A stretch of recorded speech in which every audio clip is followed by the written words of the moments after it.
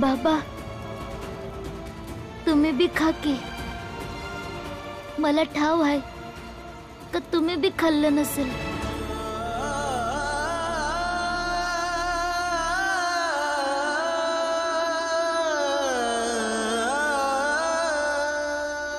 घे जेवून घे. कबीर प्रेम ना चखिया चखिना लिया सा सोने घर का पाहुना ज्यों आया त्यों जा. बाबा घरामध्ये समजे कसं आहेत. ठीक आहे. बस ते आनंद बरोबर. काय झालं आनंद दादा संग. भाऊ कुठं गेला परत. बाबा तर जेवाया बाहेर आले होते मग आता कुठं गेले. बहुतेक बाबा दुःखी झाले आहेत कारण भीम घर सोडून गेला ना. नाही ते तर जेवले बी नसतील. विचार करत असतील की भीमने काय खाल्लं असेल की नाही. बाळा बरोबर बोलतोय. तसं बी भाऊचा आपल्या भीमवर लय जीव आहे. मी बघून येते तुमचे बाबा कुठे आहेत. मी अभि तुमच्या संग येतो.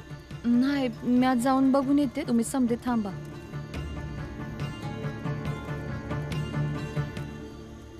बरं जाऊ दे. शत्रू तर आहेतच आपले. चल मी निघतो. मी घरात कोणासनी बी सांगितलं नाही की मी तुझ्यासाठी जेवण घेऊन आलोय. ते समजे वाट बघत असतील काळजी करत असतील. तू स्वतःची काळजी घे. मी सकाळला येतो. होय बाबा.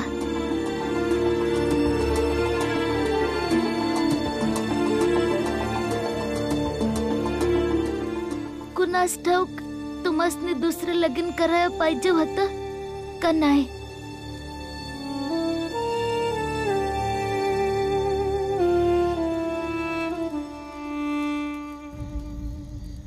भीमबाळा मला ठाव आहे की मी लगीन करून लय मोठी चूक केली आहे. पण आता जे झालं आहे ते आता झालंच. आता या चुकी संगच आपल्याला जगायचं आहे. तू तुझ्या सावत्र आईसनी सोडून आलायस. पर म्या जिजाबाई संग लगीन केलं आहे. म्या त्यासनी सोडू नाही शकत. अन भीम यात तुझी बी चूक आहे. म्या जेव्हा विचारलं होतं हे लगीन करू की नको करू तेव्हा तुम्हाला साफ साफ का नाही सांगितलंस की बाबा तुम्ही हे लगीन नका करू.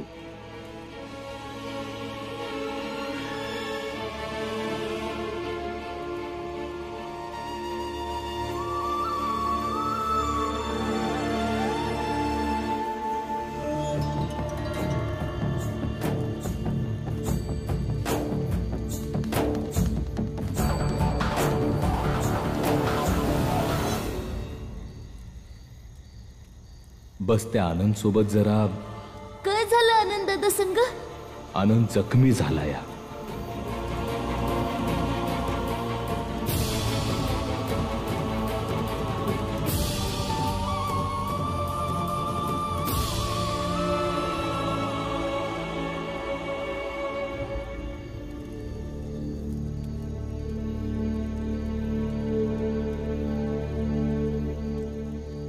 आवा कुठे गेले होते तुम्ही. कुठं नाही इथंच होतो. असं वाटतं पोरं तुम्हासनी बरोबर अजून ओळखत नाही. मी काय समजलो नाही. नक्की काय बोलायचं तुला. ते म्हणत होते की भीमच्या काळजीत तुम्ही काय बी खाल्लं नसत पर तुमचं ताट तर रिकाम आहे. पोरांचे विचार आणि मोठ्यांचं त्यावर वागणं यात कधी साम्य नसतं या. आणि म्हणूनच यासनी दोन पिढ्यांमधलं अंतर म्हणतात.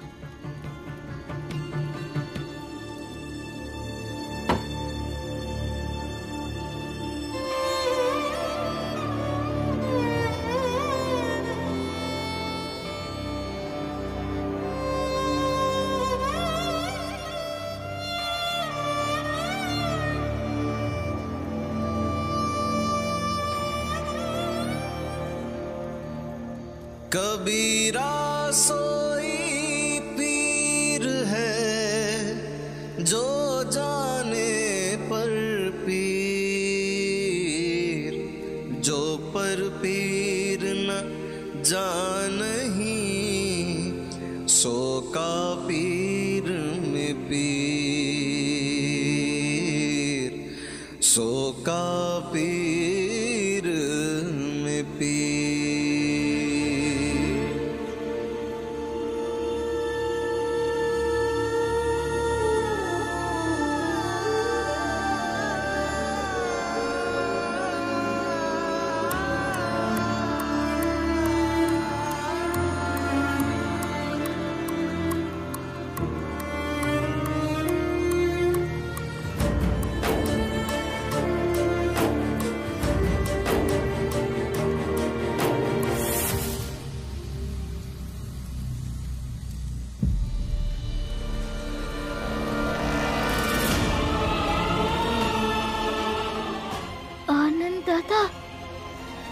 भीम, तुला काय वाटलं?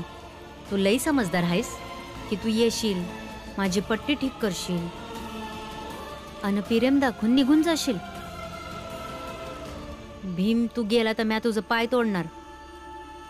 समजा तुझ्यामुळे झालं ना. तू गेला असता ना मी तुला शोधायला आलो असतो ना, मला असा मार लागला असता. पण ते समजा सोड. तू आमासनी सोडून का गेला?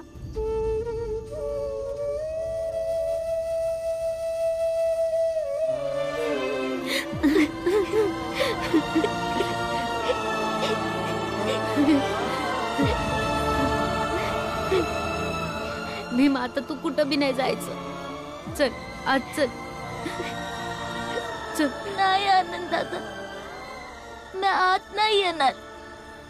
तू बी माझ्या संग येण्याचा हट्ट नका करूस. पण का? मी येळ आल्यावर समजावून सांगन. भीम. आनंद दादा,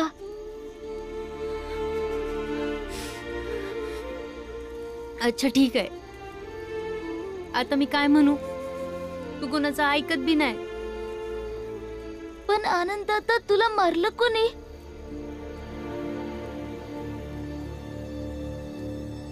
भीम, मला वाटतंय त्यो चहावाला होता, पण मला ना नक्की आठवतच नाही.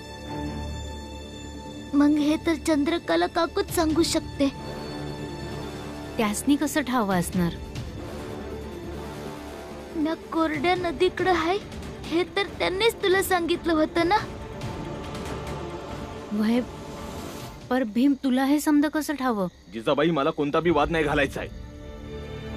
भीम, बाबा येत आहेत. चल चल चल. मी जेवण करीन किंवा नाही जेवणार, त्या प्रत्येक गोष्टीचं उत्तर नाही देऊ शकत. तर मग नका सांगू. जेव्हा तुम्हीच मला स्वतःची बायको मानत नाही, तर मग बाकीचे का मानतील या घरचे सुनान स्वतःची आई? एवढी काय मोठी गोष्ट नाही आहे जेवढी ती मोठी समजतेस. पण माझ्यासाठी हाय. तुम्हाला समजत नाही तर म्या काय करू? नाही समजायचं मला, समजलं?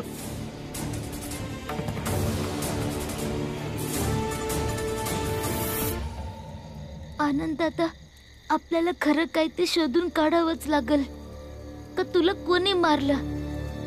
म्हणूनच तू एक काम कर. काय?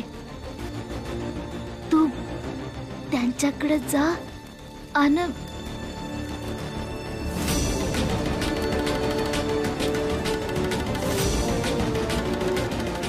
जा की.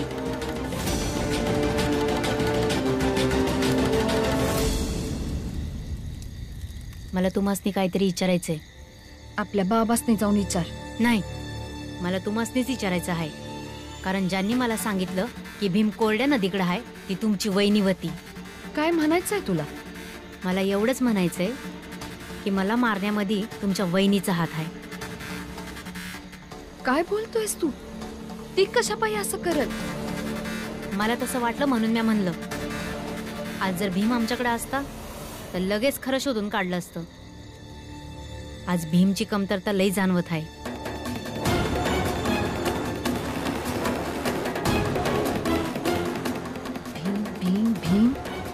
डोसकं खराब झालंय नाव ऐकून. यातनं कधी सुटल देवासनी ठाव.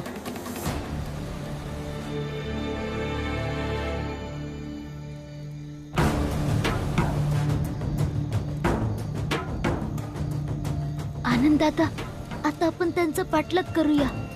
अनेकदा भ्रमाची स्थिती उत्पन्न केल्यानं खरं काय ते समोर येतं.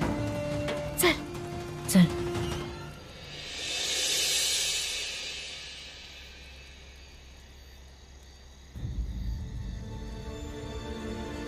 मीरा, मीरा, ह्यो आनंद कुठं आहे?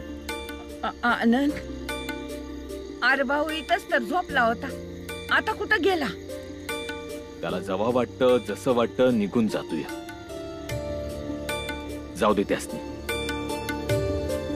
एकदा म्या बी हे घर सोडून निघून जाईल. भाऊ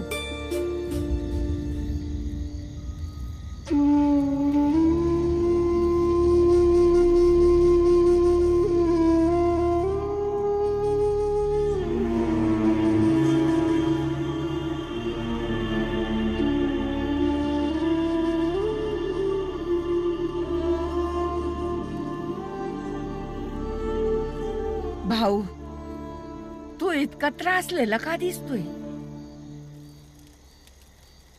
हाय त्रासलो आहे म्या, न ते बी तुझ्यामुळं. तुझाच हट्ट होता ना, लगीन कर लगीन कर, घर सावर. काय झालं?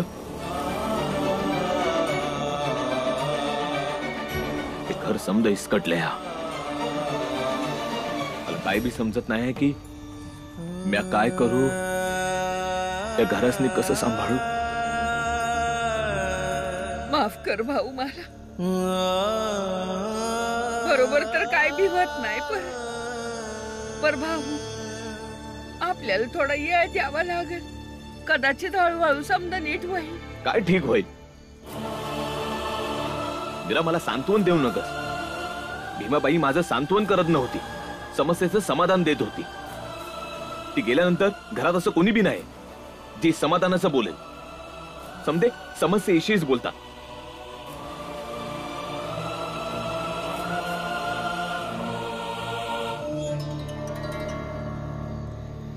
वहिनी, वहिनी,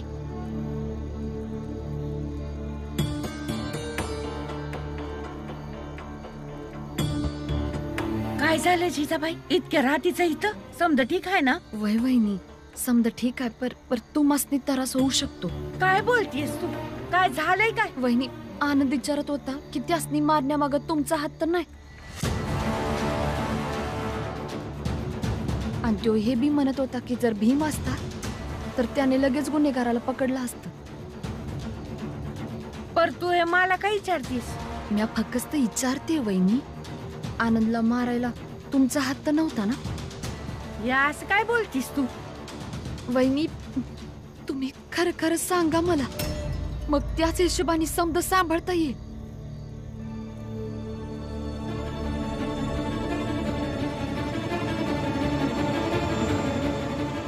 वहिनी, वय महाराजांच्या सांगण्यावरनच मी त्या आनंदला सांगितलं की भीमराव त्या कोरड्या नदीपाशी हाय. आग मला वाटलं होतं आनंद तिथंच मरून जाईल, पर म्या वाचलो.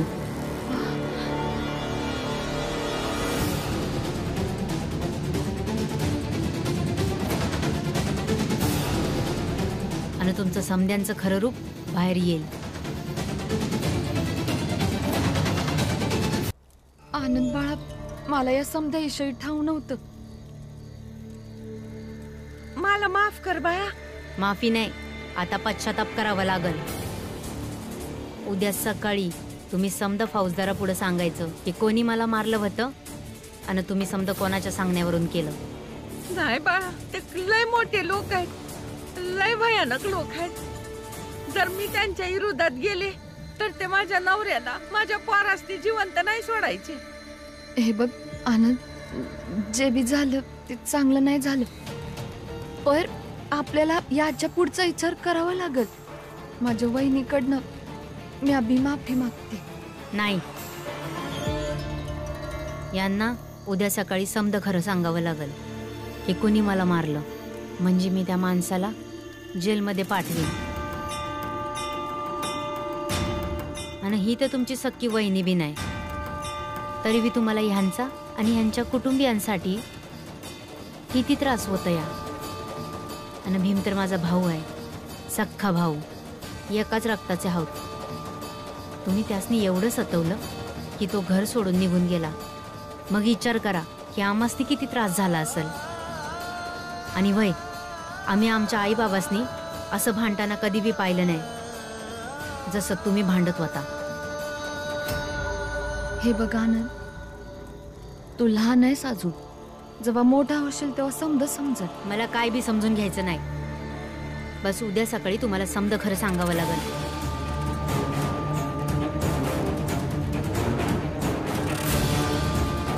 काय गरज होती तुम्हाला समज करायची?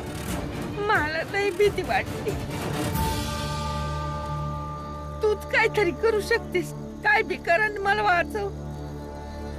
मला काय बी समजना झालंय काय करायला पाहिजे.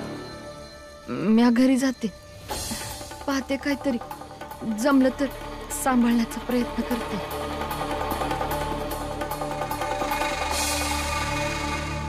कुणास ठाऊक उद्या काय होईल. मला महाराजांचं सांगणं ऐकायच नको होतं. आनंद दादा, बाबांची काळजी घे आणि ध्यानात ठेव का नवीन आईचा अपमान बी नाही झाला पाहिजे. कारण जर आपण भावंडांनी बाबांच्या बायकोचा अपमान केला तर ते बाबासनी बी चांगलं नाही वाटणार. त्यांना वाईट वाटेल आणि दुःख बी होईल. आणि आपण भावंड आपल्या बाबासनी दुःख नाही देऊ शकत. भीम, ठीक आहे, पर तू भी घरी चल ना. नाही आनंद दादा, तू जा, मी नाही येणार.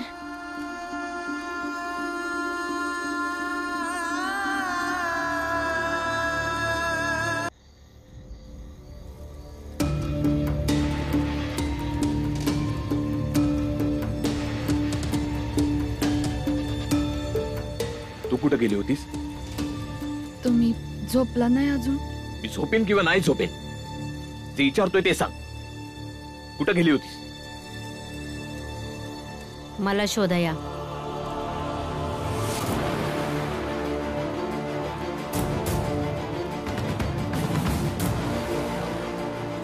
आणि शोधून आणण्यासाठी. तू कुठं गेला होतास? बाबा, मी माहित करायला गेलो होतो की मला कोणी मारलं होतं. सकाळपर्यंत समजल.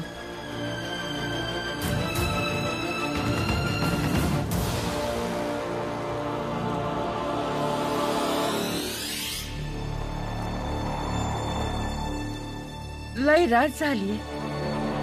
तुम्ही दोघं जाऊन झोपा.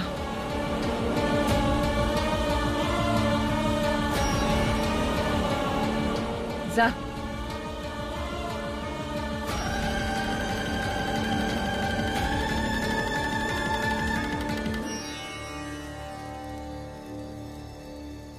वय होती तुझ्यावर माया अजूनही आहे, पण आता आपण बरोबर राहू शकत नाही. वय मला बी नाही राहायचं. तू माझ्यासाठी भाऊ कमी आणि बाप जास्त होतास. मी समजा आयुष्य तुझा मान राखला. आपलं नातं चांगलं राहावं यासाठी हे गरजेचं आहे की आपण लांब राहावं. वय तर ठीकच आहे ना. झालं मग निर्णय. उद्या सरपंचांना बोलवून वाटणी करून घेऊया. वय हेच आपल्यासाठी ठीक आहे. एकदा आपण वेगळे झालो की समजा ठीक होईल. तुम्हासनी असं वाटतंय का की वाटणीनंतर तुमच्या मध्ये समजा ठीक होईल? नक्कीच होईल. बऱ्याचदा दोघं भावांमध्ये स्नेह असतो, पण परिस्थिती बऱ्याचदा त्यांना बऱ्याचशा जखमा देऊन जाते. पण एकदा काही वेगळं झालं ना तर या साऱ्या जखमा भरून निघतील. पण तू काय विचारतोयस? अरे तू तर अजून खूप लहान आहेस आणि वाटणी तर मोठ्या लोकांमध्ये